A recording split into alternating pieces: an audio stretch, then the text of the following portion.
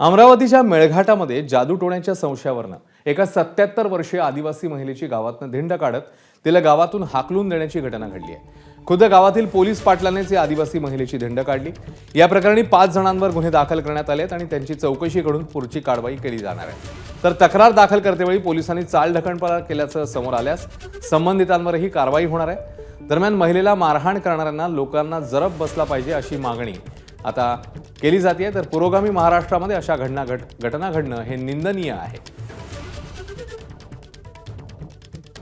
एका महिलेची धिंड या जादूटोण्याच्या संशयावरून काढली आणि खुद्द त्याच्यात पोलीस पाटील आणि प्रतिष्ठित लोक त्यामध्ये सहभागी आहेत। तर हे ज्या पद्धतीनं चाललं त्या पद्धतीनं महाराष्ट्रात लांछनास्पद अशी गोष्ट आहे। म्हणून कुठंतरी कायद्याचा जरब बसला पाहिजे। त्या जादूटोणा कायदा होऊन कितीतरी दिवस झाले, पण त्या कायद्याअंतर्गत फार मोठ्या कारवाई होत नाही। अशा कारवाया झाल्या पाहिजे, यासाठी शासनानं पावलं उचलली पाहिजे। जो भी आरोपी हैं उनको निष्पन्न करके उनके खिलाफ में कार्रवाई करेंगे।